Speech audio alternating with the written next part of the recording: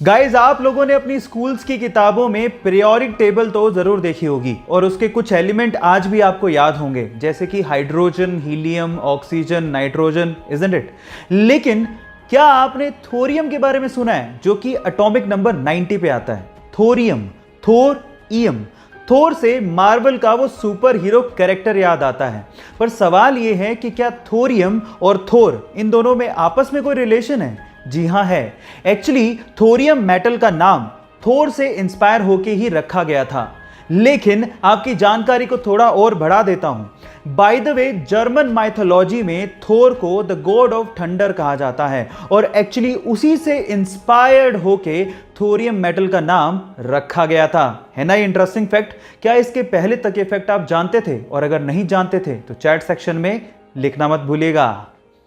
Guys, ये आपने science की किताबों में जरूर पढ़ा होगा कि कोई भी एटम या एलिमेंट 3 फंडामेंटल पार्टिकल से मिलकर बनता है, इलेक्ट्रॉन, प्रोटॉन और न्यूट्रॉन। लेकिन उसमें इलेक्ट्रॉन सबसे ज्यादा स्टेबल फंडामेंटल पार्टिकल है। इनफैक्ट ये पूरी ही यूनिवर्स में सबसे ज्यादा स्टेबल है। वो कैसे, मैं आपको बताता हूं। एक्चुअली एक इलेक्ट्रॉन 60,000 योटा ईयर्स तक एग्जिस्ट कर सकता है।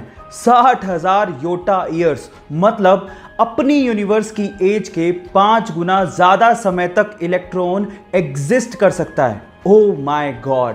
ये इंटरेस्टिंग फैक्ट जान के आपको कैसा लगा, चैट सेक्शन में लिखना मत भूलिएगा।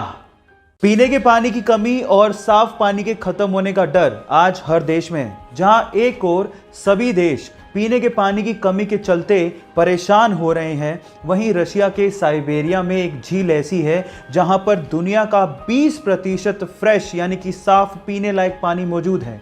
उस झील का नाम है झील बैकाल। जी हां गाइस, इसमें दुनिया के 20% साफ पानी का भंडार है और उसके अलावा ये झील लगभग 1600 मीटर गहरी है और दुनिया की सबसे पुरानी झील भी है। नाम है झील बैकाल। ये इंटरेस्टिंग फैक्ट जान के आपको कैसा लगा, चैट सेक्शन में लिखना मत भूलिएगा।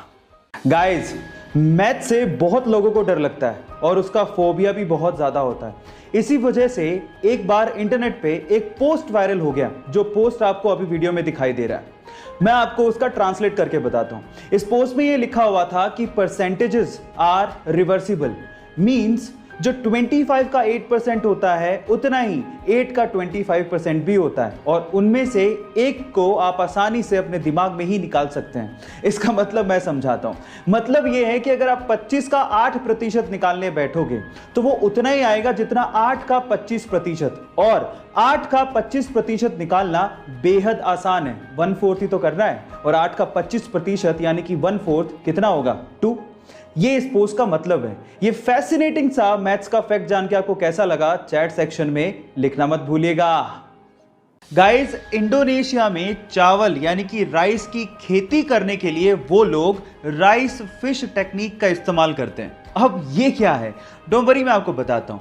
एक्चुअली इसमें होता कुछ यूं है कि राइस की खेती करने में फसलों के बीच में जो पानी होता है उसमें वो लोग मछलियां छोड़ देते हैं और मछलियों को वो लोग पालते भी हैं।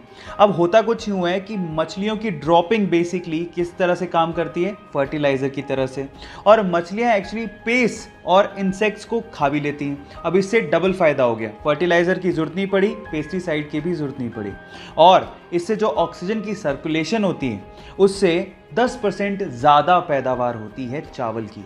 है ना ये कमाल की टेक्निक? आपको ये टेक्निक सुन के कैसा लगा, चैट सेक्शन में लिखना मत भूलिएगा।